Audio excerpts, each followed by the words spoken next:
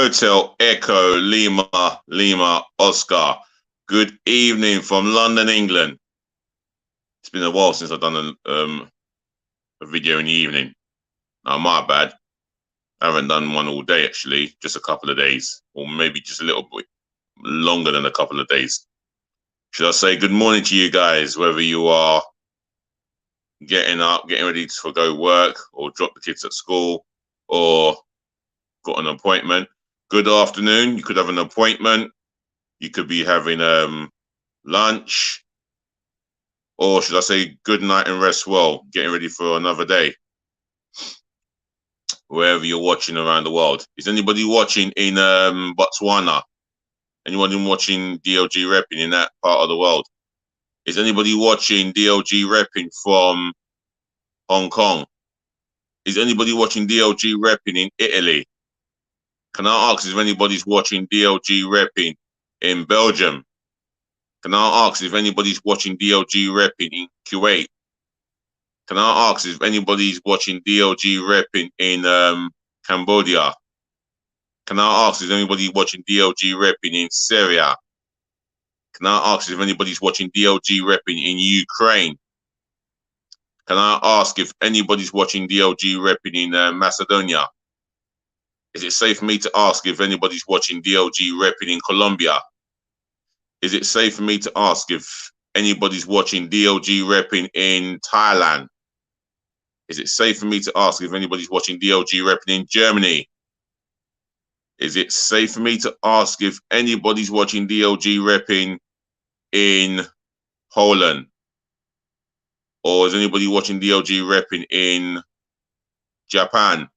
Anybody watching DLG Reppin' in Sweden?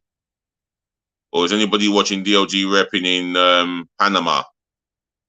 Or is it safe for me to ask if anybody's watching DLG Reppin' in Costa Rica? Either way, if you're watching anywhere around the world, welcome to another DLG Reppin' daily transfer news involving all things to do with Arsenal Football Club.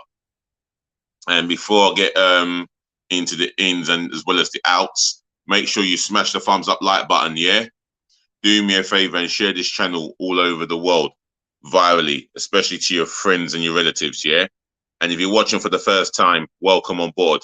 Do make sure you share this channel amongst your friends and your relatives and tell someone in your family or amongst your friends to share it amongst their friends and relatives and so forth. Make sure you give your thoughts, your opinions of Arsenal's transfer activity as honest as you can. Just drop it in the comment section below where positive feedback lives, as far as I'm concerned. And make sure you do subscribe. And speaking of which, shout out to yourself, sir or madam. Thanks for the subscription, yeah? I really appreciate the love and support. And if you do subscribe, I'll always shout you out like I've just shouted out someone for subscribing. Now, this is the road to 1,000 subscribers. So let's keep this going, yeah? And hopefully you can help me grow this channel. Right. Oh, by the way, the aim is to 1,000 subscribers. But overall, like, comment, share, and do subscribe for me, please. Thank you. Right. Here we go. Another one of my daily transfer needs involving all things Arsenal. If you got an opinion, you got any suggestions of who should come in and who we should sell, drop it in the chat, yeah? And I'll be I'll be having a conversation with you guys. If you've got a question for me, leave it in the chat for me. Right. Let's start off with Reppin'S. Now, there's been reports going around that Arsenal are going to go in and put in a bid for Reppin'S, the Leeds United and Brazilian international winger who plays on the right. He has been rumoured to be on his way out of Leeds, and Jesse March has quoted that they'll only sell him for 50 to 60 million. That's Jesse March. Now he's a player that I would like to see at the Emirates. He'll be an exciting signing if we to get him over the line. One thing with him, he scored up to 10 goals, up maybe close to double figures last season. Very technically skillful, got a great left foot on him, and I think he would excite the crowd. And I think he's better suited on the right-hand side of attack than Nicola Pepe. And I'll come on to Pepe later on. The next signing I would like to talk about, or potential signing, Gabriel Jesus. Now, we don't know how close this is, how close this deal is, or Arsenal have met the valuation at halfway. Man City have made it clear to Arsenal, if you want him, he's going to cost you 50 million. So you got to pay it. Excuse me. So yeah, I am getting tired. You got to pay closer to the 50 million valuation. Now they know Arsenal are desperate for a striker, and to get a striker, they don't come cheap. 50 million is still a lot of money in this current market of today.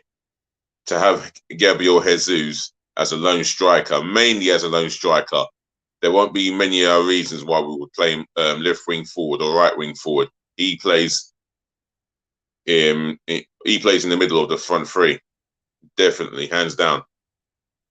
But then again, Gianluca Scamacca is an option. And the alternative to him would be Patrick Schick, who I really rate very highly. Bayer Leverkusen player and a Czech Republic international. I feel that he will not be at Arsenal for whatever reason, other than Arsenal are not interested in him. So I've spoken about him. How about you guys at home? Have you got an opinion on Patrick Schick? Or what about an opinion on Gianluca Scamacca? Is that the goal-scoring target man that we want to get? I mean, Mikel Arteta's interested in him. I believe so. Edu, I don't know if he's spoken to Edu over him, but his name keeps coming up as a linkage to Arsenal. I don't know about this one. Lisandro Martinez. Now, Arsenal are reportedly rumoured to be going in with a second bid, this time with an offer a little bit bigger than 25 million. Ajax have rejected the first bid. It might not be 25 million. We don't know the exact fee, but they are expecting a second bid from Arsenal. But whatever we do now, we must add to Marquinhos' signing, because the Marquinhos signing is the only one, and he's 19 years of age. We get that, but we need more. Now, Fabio Vieira, I will expect that deal to be announced sometime later on this week, £34 million. But that doesn't put an end to Yuri Tillemans. That is the main signing for me. That is a game changer. Signing him along with Fabian Vieira, then you'll have a midfield three of Partey, Fabio Vieira, and Yuri Tillemans. For me, that will be exciting for us Arsenal fans to look at the three of them in the midfield, and that's mouth-watering. That's enough to get us buzzing with excitement and going into the new season, knowing that we've got a complete different midfield. Where does that leave Granit Xhaka? Well, the reality is, in the English Premier League, you need players who've got that craft, mobility, and looking at Fabio Vieira, despite the fact that he's only played 20-odd games in 3 seasons, you can see the mobility is there. You can see that he's got a key. He's got a key to unlocking defensive with a absolute quality pass going forward, and he's a forward-thinking player. Now, Yuri Tillemans, he already knows the Premier League. He's proven it in this division, and I do not see why we should call the interest of Yuri Tillemans. I believe Arsenal are not going to give this up. I just hope it doesn't come down to September the 1st, whatever happens, for crying out loud. Let's see if we can get this deal done earlier so we can have him, Fabio Vieira, on the plane to America for pre-season football matches. That is where we're aiming at. Right. Another player I'm going to talk about. Aaron Hickey. Now, that's been quiet for some days now. However, will Arsenal go in with a bid? I would expect them to do so, but knowing Arsenal, they'll bid half of the valuation that he's valued at. He's valued at £21.25 million. Arsenal will put 10.25 million. That will get rejected. Even as far as 15 million, that will get rejected. It's time to stop messing around in the transfer market and really get serious. And I hope they are getting serious. You know, I mean, bringing in players, reinforcement. Lisandro Martinez, he's a left-footed centre half who can operate at left back, operate in a defensive midfield area, and that's what attracts Mikel Arteta to him. But again, with this individual who's playing for Ajax, for those of you at home that don't know where he's from Argentina, an Argentinian international, 24 years of age, Ajax centre half, and he can also operate into other positions, DM and as left back. He wouldn't be the alternative to Kieran Tierney, because if Kieran Tierney is not fit for the first game, why can't we go out and splash the money on Aaron Hickey? After all, we've got 215 million reported war chest to spend on players. Now, that is a hell of a lot of money, a hell of a lot of more money than what we had last season, or should I say last summer, 150 million. That's 65 million more. So Arteta spending would be close to £500 million. Now, he's got to spend the money wisely and bring in the proper proven players. Don't get me wrong, the Tomiyasu's, Ben White, Ramsdale,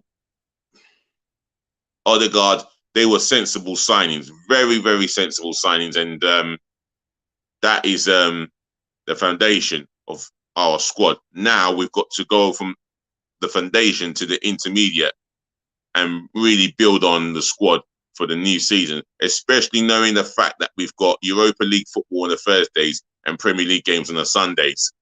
It is going to be a huge demand. And if we're concentrating on getting top four as well as the Europa League, you're going to need a hell of a big squad to cope. With Ainsley Maitland-Niles, as I'm talking about the outs now, I don't think I would sell him. I think he can still do a job. He's a midfielder by trade. He can operate at left back. He can also operate at right back. And if you're looking at the 5 substitution rule, he'll be on my 9 substitute bench every week, if not starting in the first team. I want him to have a future at Arsenal, and I don't want him sold. I just don't see the logic of him being sold. The last time he played for Arsenal in the midfield, v Watford at home, 1-0 win, and he was our man of the match. And his reward was to be loaned at Roma. So you put El Neni ahead of him. You put Granit Xhaka ahead of him. No, thank you. He deserved that opportunity, so he should be rewarded. He should have been rewarded more first-team opportunities, if you ask me. Right, Nicolas Pepe. For me, I think Arsenal sound like they're serious about getting the winger, and if that is the case, I think Nicolas Pepe's days are over. Fabio Vieira could play in that position, and he can play wide as well as the number 10 role. Rafinha has been quoted. He's been linked again. Serge Gnabry. I mean, we're not in a situation where we shouldn't be in a situation where we can't afford him. I would wonder what is going to happen with Serge Gnabry. Are we going to go in with a bid? We can't do it on the 1st of September. It will be too late. We need players in as ASAP before the first pre-season game in America, not before the first Premier League game away to Crystal Palace. We've got to learn from serious mistakes. 2 strikers, that includes, before the pre-season begins. And we need to get these deals over the line. I can't stress anymore how important it is to get the deals done. Because this season is going to be hugely more important. And I tell you what, if Mikel Arteta wasn't under pressure last season, he will be under pressure from the second we kick off away to Crystal Palace on a Friday night, live on Sky Sports News. Rephrase that, live on Sky Sports, main event, whatever event. It's live on Sky Sports. Let's put it that way. Another player I'm going to talk about, Reiss Nelson. Now, he's come back on loan from Feyenoord. I've not heard any reports whether he was incompetent, done not too bad, or maybe he was competent. But one thing about Reiss Nelson, he's had a lot of starts for Feyenoord while he was out on loan, I believe, and maybe he's done as well as he could have done. He's back in the Arsenal squad for sure, and maybe he's a player that we need to keep on standby, if not make the 9 substitution bench every other week, because we're going to need as many squad players as possible. And plus, yes, it does help that he's from the Hale End Academy, along with Saka, Smith Rowe, and to name a couple more individuals. So, as the young players did well for us last season, we need to add some quality experience to help push them to the levels that they want to be at, push them to give them the help that they need for us to compete for a place in the top 4, because that is where we want to be, in the Champions League places. And if we can get there come the end of the next season, then we've got another summer to look forward to. However, I want us to be prepared for the very first league game of the season. And I mean the very first league game. That's the most important part. So let me wrap this up and say, ladies to the gentlemen, to the boys, to the girls, once again, thank you for listening. Thank you for tuning in. Thank you for watching. Saving the best to last. Thank you so much for putting up with me. From the heart. I'll be here again, hopefully tomorrow afternoon. And that is going to be my main aim. That's going to be my main aim, to make sure I'll do a stream for tomorrow afternoon. In the morning, it will be unrealistic because of work for tomorrow. However, take care of your friends, take care of your families, take care of yourselves. Oh, and by the way, happy Father's Day to those fathers, whether you're single or not single. Happy Father's Day for you guys who deserve to be fathers and doing a great job of it. It ain't easy nowadays, and it requires a lot of patience and a lot of consistency. On top of that, stay safe and sleep well. Peace, love, and bless again. As I always say, until next time, DLG Reppin', we're going to talk again. Please just remember to be nice.